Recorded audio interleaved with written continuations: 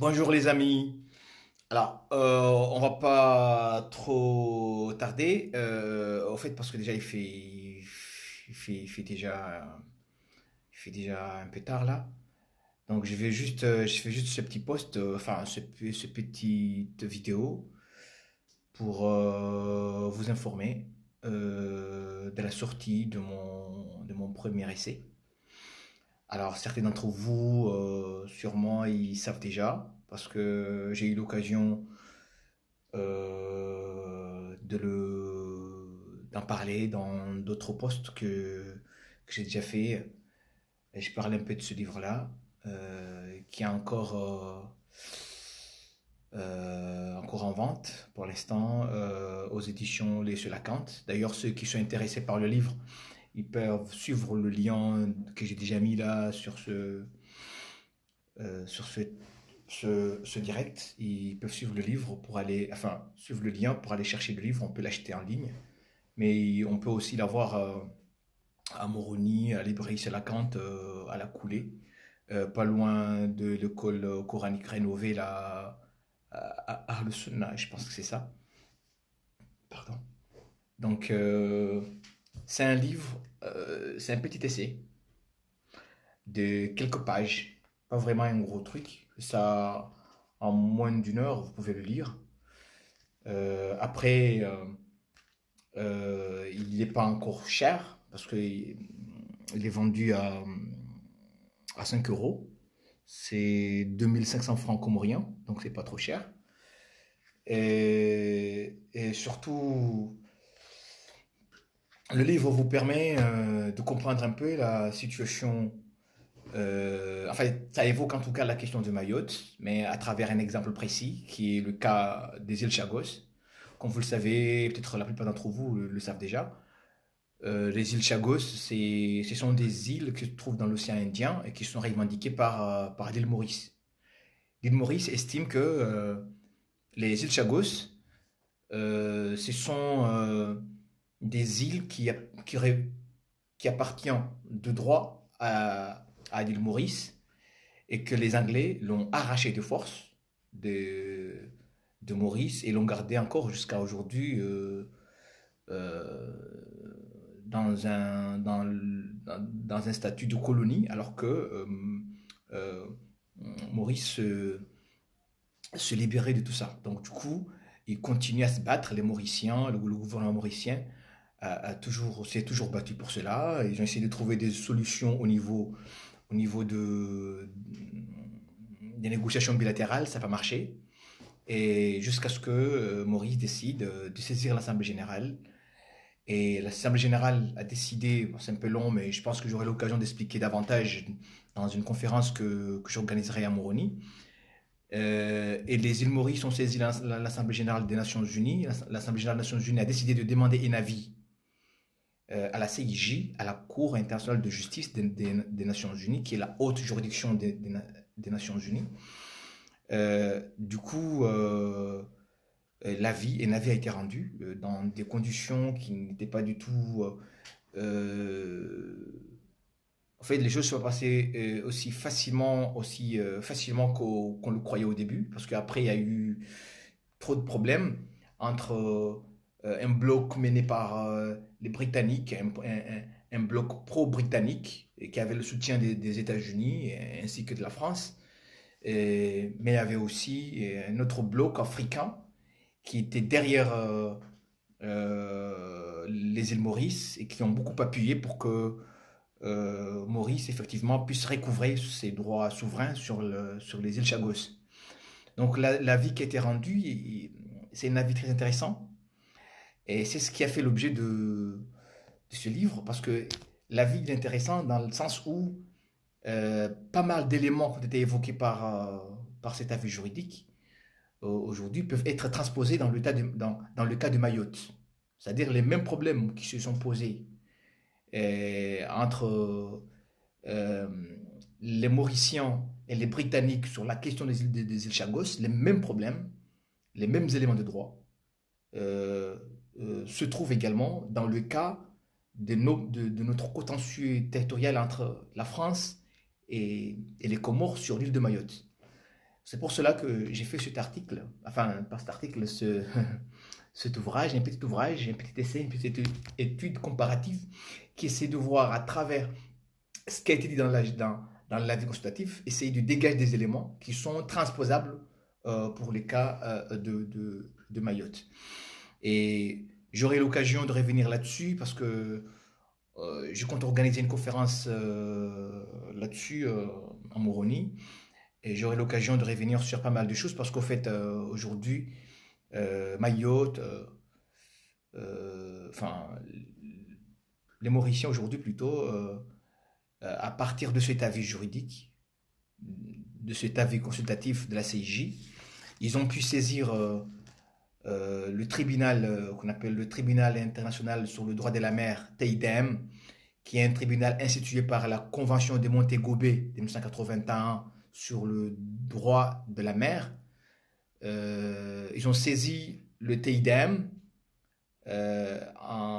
pour justement se servir de l'avis rendu par la CIJ afin de, de forcer les îles Marshall, enfin, de forcer, excusez-moi, les îles Maldives, pas les îles Marshall, forcer les îles Maldives à, à délimiter les frontières maritimes entre l'île Maurice et les îles Maldives.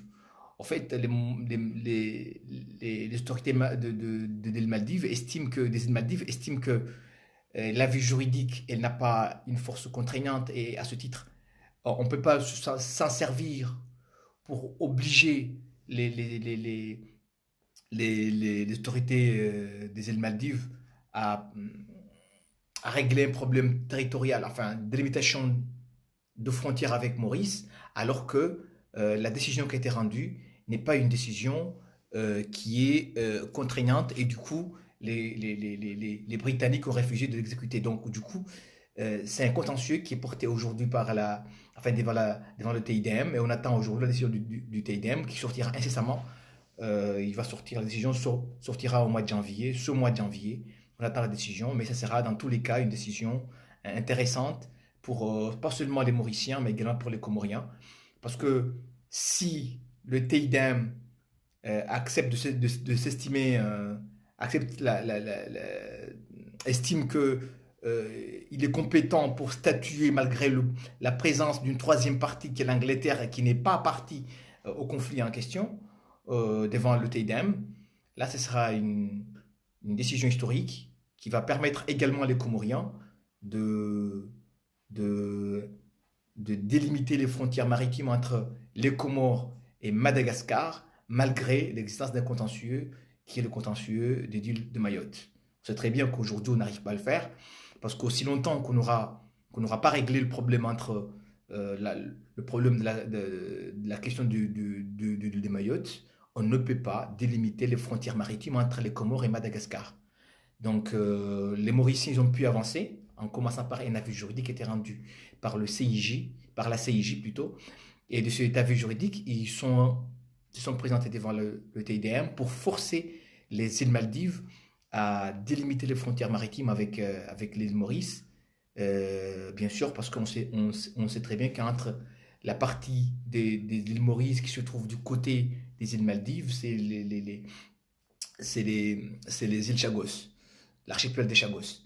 Donc du coup, ils se sont permis aujourd'hui de demander cette délimitation parce qu'ils estiment que de par la décision rendue, enfin, de par l'avis rendu par la CIJ, ils sont en droit de dire aujourd'hui que Maurice, enfin que les îles Maldives ont l'obligation de se mettre à table euh, avec les Mauriciens et délimiter les frontières maritimes entre les deux pays.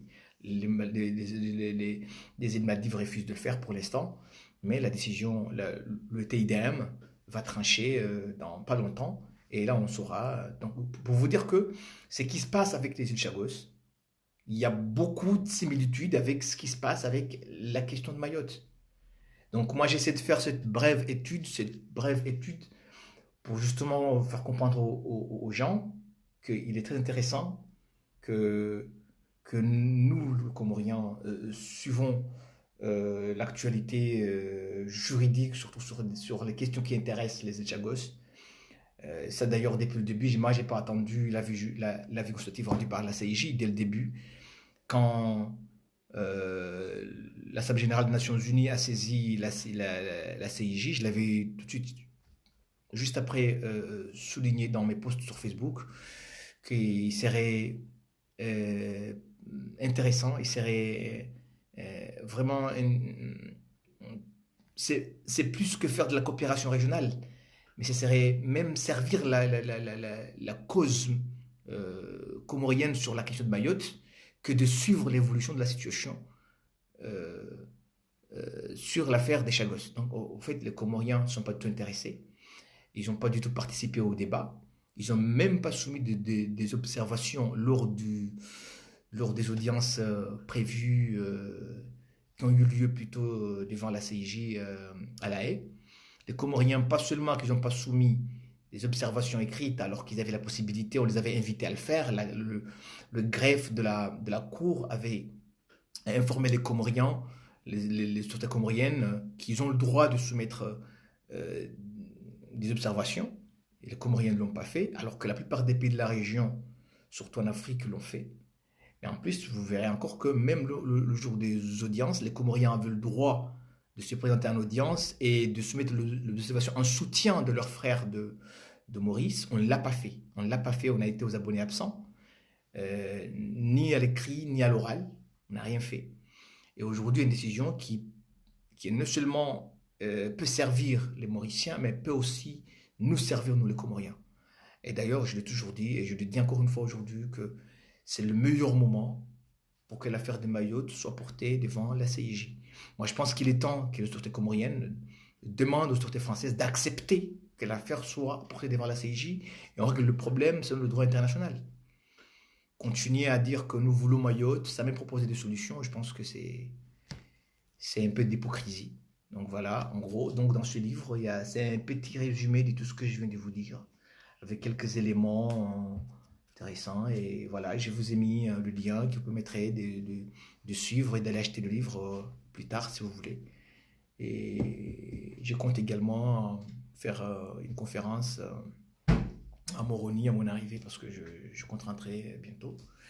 Et bien voilà, c'est un petit livre comme ça, vous pouvez l'acheter, et bien voilà, et pas seulement pour vous, mais aussi l'acheter pour vos enfants, si vous voulez que vos enfants euh, s'initient sur la question de Mayotte.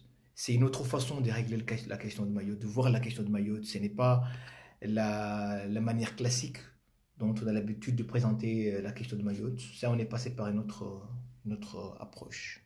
Enfin, voilà. Je veux vous laisser parce que je sais aussi que il est un peu tard là, déjà au Comores, il est déjà quelle heure à Moroni? Il est déjà presque 19 heures. Nous ici, on est presque 18 heures là. Donc, Moroni, il est déjà presque 20 heures. Là, on est 19, il est déjà 19 heures ici en France. Donc, je ne vais pas être trop long. Donc, j'ai résumé ça. Donc, je vous demande encore une fois de bien vouloir aller acheter le livre et voir un peu ce que j'ai essayé de dire à travers cette brève étude. Et c'est une étude, bien sûr, qui n'est pas complète. Je compte bien d'ailleurs le compléter à la prochaine réédition du livre. Je compte racheter des éléments intéressants que j'ai pas pu mettre au début. Voilà, donc je vous remercie et bonne nuit.